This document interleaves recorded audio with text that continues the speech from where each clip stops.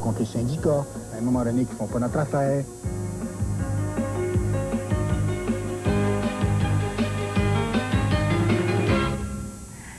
Eh bien, bon début de soirée à tous. Encore ce soir, nous revenons avec de nouvelles révélations sur le monde des motards et des policiers. C'est que les forces policières tentent du mieux qu'elles le peuvent de freiner l'action des Hells Angels notamment. Mais ces mêmes forces de police auraient pu agir dès l'implantation des Hells en Mauricie en 1990. Et selon ce que Pierre Martineau a pu apprendre, la Sûreté du Québec n'a pas toujours été d'accord avec l'action directe. Fin des années 80, début 90, lorsqu'on s'est aperçu que les missiles du Saguenay venaient s'implanter à Trois-Rivières-Ouest, certains policiers ont vu la nécessité d'agir. Le directeur de police de Trois-Rivières, Jean-Guy Gervais, et quelques membres de son état-major rencontrent à ce moment 2 dirigeants de la Sûreté du Québec, section Mauricie. On propose à la SQ de former une brigade spéciale formée de policiers de Trois-Rivières, Trois-Rivières-Ouest, Cap-de-la-Madeleine et de la Sûreté du Québec pour tenter de déstabiliser les motards avant qu'ils se structurent. Réponse de la SQ, il ne s'agit pas d'un dossier prioritaire. Aujourd'hui, la Sûreté du Québec finit par admettre que les saisies de drogue dans la région atteignent près de 5 millions de dollars en un an et qu'elle ne peut pas faire ce qu'elle veut dans le dossier des motards, faute de moyens. Même confronté à ces faits, le ministre de la Sécurité publique, Serge Ménard, refuse de donner des moyens supplémentaires aux policiers. Une loi, supposément pour les associations de malfaiteurs, que moi, quand même, j'aurais des inquiétudes qu'on utilise, par exemple, contre les syndicats, à un moment donné, qui font pas notre affaire, ou bien encore contre des partis politiques qu'on n'aime pas, comme on l'a déjà on a eu la tentation de le faire dans le passé. Les corps de police font donc ce qu'ils peuvent. En 1992, les policiers de Trois-Rivières avaient de bonnes raisons de croire que les motards voulaient mettre la main sur le bar Miss Lou, fermé depuis. Lors de l'audition pour le renouvellement du permis d'alcool de l'établissement devant la régie, les policiers se sont objectés et les motards ont dû regarder ailleurs. Sauf qu'ils sont maintenant présents à bien d'autres endroits. Pierre Martineau, à Trois-Rivières-Ouest. Maintenant, Pierre Martineau est avec nous pour nous donner des informations complémentaires. Pierre, c'est une situation qui semble être délicate quand on parle des forces policières, des groupes de motards comme ça, et tout le monde laisse un peu faire tout le monde. Est-ce que ce genre de situation-là s'est répété au fil des années? C'est un petit peu la même situation, Sonia, du côté de Trois-Rivières-Ouest, où les policiers se sont aperçus à un certain moment donné que les motards rôdaient dans l'entourage de 3 commerces particulièrement. Des commerces bien connus que l'on peut nommer maintenant. Il s'agit du bar Chavigny qui est maintenant fermé sous le coup d'une faillite, du bar Richelieu et du motel Montclair. Vous le savez comme moi, il y avait beaucoup de rumeurs qui circulaient sur ces établissements-là. Sauf que les policiers, après de minutieuses enquêtes et des interrogatoires en règle, se sont aperçus que les motards n'étaient pas vraiment intéressés à ces établissements-là. En cours de route, toutefois, ils ont pu apparenter un bar de Trois-Rivières-Ouest au groupe de motards. On ne peut pas le nommer encore, ça va venir.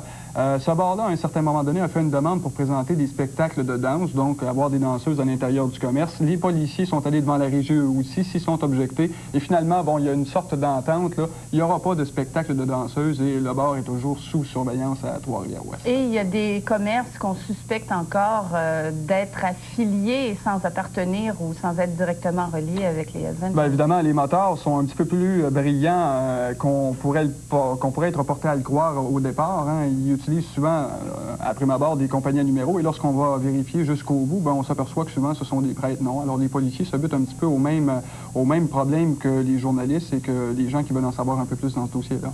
Merci beaucoup, Pierre. Plaisir. Maintenant, les policiers de Shawinigan ont arrêté un homme qui devrait être accusé de méfaits publics au cours des prochains jours. Plus tôt aujourd'hui, il a téléphoné au poste de police de Shawinigan pour apporter un coup de feu qui venait d'être tiré dans l'immeuble où il habite, à l'angle des rues Albrand et des Êtres. Une douzaine de policiers ont eu le temps d'ériger un périmètre de sécurité autour de l'édifice avant de se rendre compte qu'il s'agissait tout simplement que d'un canular. Maintenant, le couple Croistière-Boisvert a brièvement comparu aujourd'hui au palais de justice de Shawinigan. L'homme et la femme ont été accusés à la suite de cette importante saisie de cannabis dont on vous parlait hier, que les policiers de la Sûreté du Québec ont réalisé à Saint-Barnabé-Nord en après-midi. Pierre Delavoie nous donne plus de précisions sur cette opération. André Croisetière, 42 ans, et Linda Boisvert-Croisetière, 37 ans, du 2e rang à Saint-Barnabé-Nord, ont comparu devant le juge Gilles Bergeron. Ils ont été accusés de culture de chanvre indien et de possession de cannabis pour fin de trafic. Mon hostie, mange la merde! OK, oui. Aujourd'hui, les policiers de la Sûreté du Québec de Shawinigan ont continué de démanteler les installations sophistiquées de culture de marijuana. La serre hydroponique où les cultures poussent dans l'eau avait été aménagée au premier étage et au grenier d'une écurie. La Sûreté du Québec poursuit son enquête parce que tout indique que les spécialistes de ce genre de culture sont affiliés avec d'autres professionnels qui financent l'équipement dispendieux pour cultiver le cannabis et ensuite le vendre sur le marché noir. La police a donc saisi 243 plants de moins de 2 pieds évalués à près de 200 $ chacun, 606 plants de plus de 2 pieds évalués à environ 600 $ chacun, pour un total de 849 plants évalués à plus ou moins 412 000 $ sur le marché noir. À cela, il faut ajouter environ 75 000 $ d'équipements nécessaires à la croissance des plants. Croisetière et Boisvert demeurent détenus en attendant leur enquête sur détention qui a été fixée à demain. Pierre Delavoye, au Palais de justice de Shawinigan. Restons au Palais de justice de Shawinigan. Il y a un résident de Drummondville âgé de 57 ans qui a été libéré aujourd'hui de 5 accusations d'agression sexuelle qui pesaient contre lui. Jacques Morissette était naturellement très heureux de la décision du juge Jules Bergeron qui s'est basée sur une contradiction de la victime pour lever les accusations. On croyait que le retraité avait agressé une fillette entre les années 88 et 93. On associe souvent la criminalité aux grands centres urbains, si bien qu'on oublie parfois que les plus petites municipalités ont elles aussi leur lot de crimes. En voici un bon exemple. L'an dernier, 64 introductions par effraction ont été rapportées à Saint-Étienne-des-Grès, de même que 8 vols de véhicules. C'est une amélioration sensible sur l'année 1993, alors que 80 introductions par effraction avaient été commises, ainsi que 15 vols de véhicules. À Saint-Boniface, on a également recensé en 1994 moins de vols que l'année précédente. Un couple de Montréalais, mais originaire de la région de Shawinigan, vient de se porter acquéreur de la résidence de l'Ordre du Temple solaire à Sainte-Anne-de-la-Pérade. Le contrat notarié a été paraphé au début du mois. On ignore encore cependant le montant de la transaction. Les nouveaux propriétaires, eux, veulent faire de cet immeuble leur résidence secondaire. C'est la proximité du fleuve Saint-Laurent qui les aurait incités à se porter acquéreurs de la célèbre propriété. Maintenant, les abonnés d'Hydro-Québec, propriétaires d'un bungalow par exemple, pourraient avoir économisé jusqu'à 150 $ sur leur compte d'électricité ces derniers mois. C'est du moins ce qu'indique un relevé du Bureau régional d'Hydro-Québec concernant la consommation des abonnés du secteur résidentiel pour la période comprise entre octobre et la fin du mois de février. Et comme l'a appris Pierre Catelier, ces 151 jours de consommation représentent une diminution des revenus d'1 million de $ comparativement à l'hiver 93-94 qui avait été particulièrement rigoureux. Nous l'avons tous constaté, la saison hivernale qui vient de prendre fin a été beaucoup moins froide que l'hiver 93-94. Jusqu'à la réception de nos comptes à tous les 2 mois, en tant qu'abonnés d'Hydro-Québec, nous avons probablement tous espéré une diminution de notre facture d'électricité. Il semble en effet que ce sera le cas pour la majorité des propriétaires de bungalows qui chauffent à l'électricité. C'est surtout le chauffage électrique qui va être réduit. C'est ce qui est affecté par la température. Cette année, pour disons, son calcul du mois d'octobre à la fin de février, il y aura une réduction pour une maison moyenne d'environ 150 $. Hydro-Québec estime qu'un propriétaire de bungalow aura utilisé environ 2000 kWh de moins que l'an dernier pour chauffer sa résidence. Il faut se rappeler que l'hiver 93-94 avait été exceptionnel avec ces froids sibériens, tandis que la saison qui vient de prendre fin a été plutôt clémente côté température. Vous pouvez donc vous attendre à économiser environ 150 $ par rapport à la période correspondante l'an dernier. Les clients qui sont sur les paiements égaux, ça va être la facture va être il y a une révision au 6e mois. Cette réduction-là va être réduite sur les 6 derniers mois de leurs paiements égaux. Pour la Société d'État, cela représente une diminution de 10 % de ses ventes du secteur résidentiel pour la région comprise entre Trois-Rivières et La Tuque. Il s'agit d'un manque à gagner d'environ 1 million de $ qui est cependant compensé par une augmentation de ses ventes du secteur commercial et industriel. Pierre Catelier, à Trois-Rivières. Gérald Godin a été un personnage marquant des milieux culturels et politiques au Québec. Et parmi les artistes qui ont été invités à la soirée, il y a entre autres Sylvie Bernard, Sylvain Cossette et Paul Landry.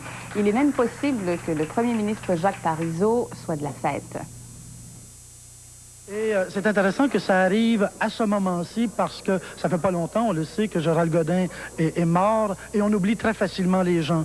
Et je pense qu'il était important de se souvenir de Gérald Godin comme poète, comme homme d'action et de s'en souvenir tout de suite comme pour rapailler au plus vite avant qu'on perde de vue ce qu'il a été, qu'on ramasse très rapidement nos souvenirs pour que dans le fond, le sens de ce qu'il a été comme homme et de son œuvre, eh bien que ça ne se perde pas de vue.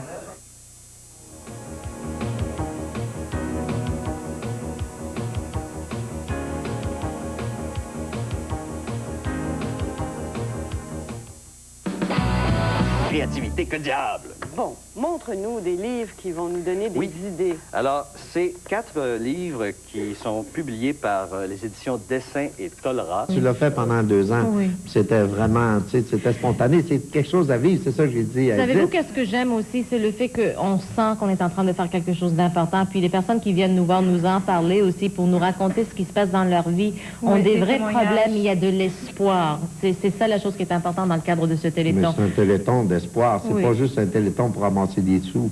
C'est aussi une forme de téléthon pour informer les gens, informer les gens, de leur dire qu'ils ont des ressources quelque part dans leur coin. On peut leur venir en aide et tout ça. Puis les témoignages, tu vois, les jeunes qui ont réussi à s'en sortir, tu vois, les témoignages aussi des parents, des amis. Oui. Moi, ce matin, j'ai écouté parce que la Fondation m'a envoyé le témoignage des jeunes pour que j'ai une réaction, que je sache de quoi ils parlent, parce que je vais les rencontrer vivants. Je vais les rencontrer en direct, dimanche, ouais. Je suis en train de commencer à me préparer à me raser, puis j'ai attendu 1 heure avant de me raser, j'avais peur de me racher à la face. J'étais tellement ému, tu sais, à un moment donné, tu t'es fatigué. D'abord, le téléthon, tu sais, j'aime ça, je suis pas tellement en faveur des télétons. Deuxièmement, j'ai horreur de la télévision en direct. Troisièmement, c'est vrai, ça, Jean, j'ai de la difficulté à croire ça. Vous êtes tellement bon. Depuis quand? Depuis toujours? Oui, c'est-à-dire que j'ai eu des périodes de ma vie où ça ne m'effrayait pas du tout, mais maintenant, la télévision en direct, ça me stresse. Fais-toi-en pas, Jean. Moi, je suis là, j'ai pas peur. Comme ils disent en anglais, have no fear, Butler's here. Butler's here!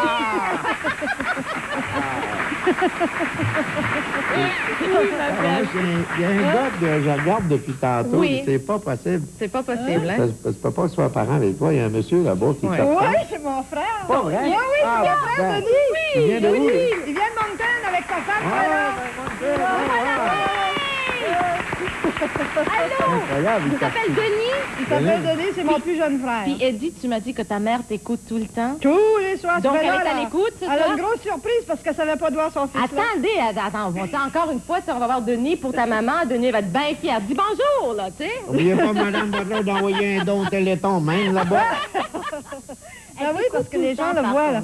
Oui, ma mère m'écoute tout le temps. De là-bas. Et le téléthon va être diffusé là-bas aussi. C'est pas juste diffusé dans la province de Québec, c'est très large.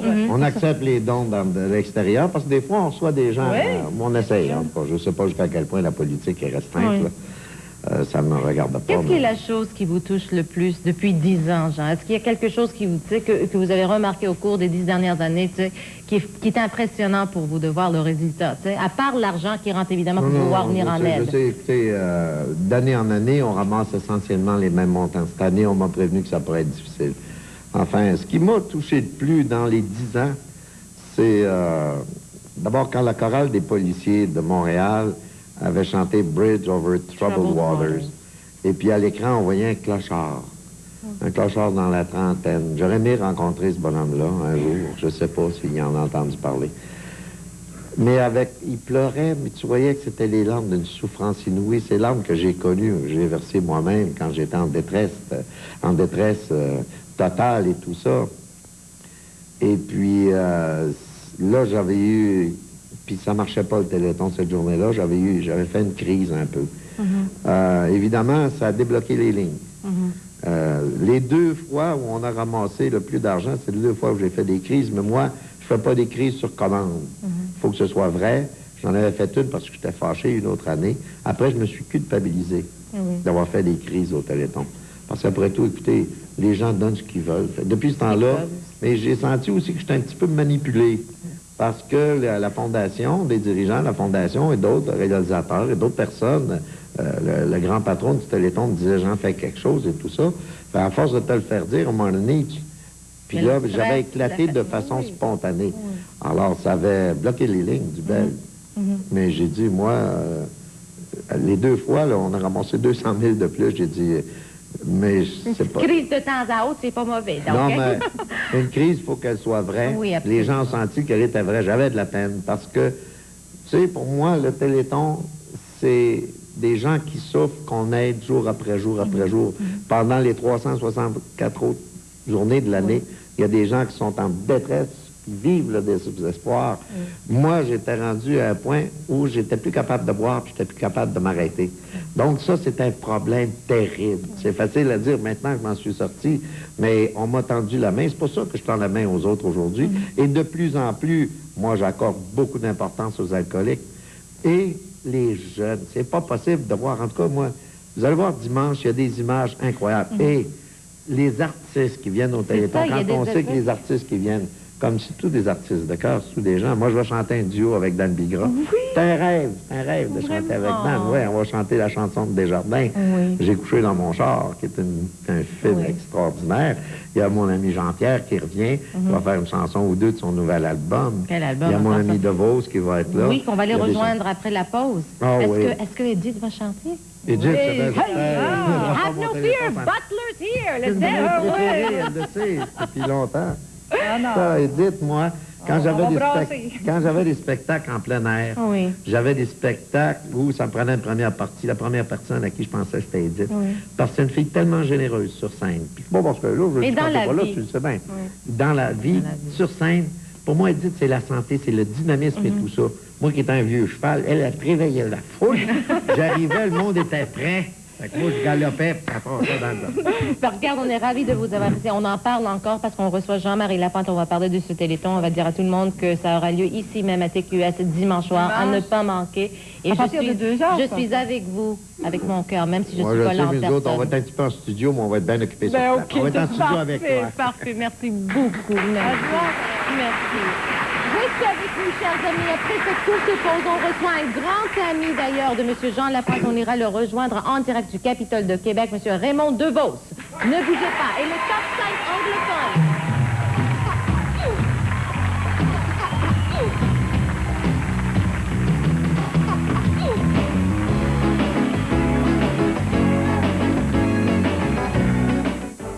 Qu'est-ce qui leur ferait bien plaisir? J'ai une idée. Une lasagne hamburger helper. J'ai le goût de les combler. Ils savent ce que c'est, bien se régaler. Un bon plat mijoté, ça c'est une bonne idée. La lasagne hamburger helper, savoureuse comme une lasagne maison. Hamburger helper, tellement bon, tellement satisfaisant. Du nouveau fromage nacho et taco bœuf. Les saveurs mexicaines de hamburger helper. Sachez reconnaître une bonne tomate. Découvrez la tomate Savoura. Savoura, une tomate de serre hydroponique mûrie sur le plant qui contient plusieurs éléments nutritifs lui donnant ce goût si délicieux.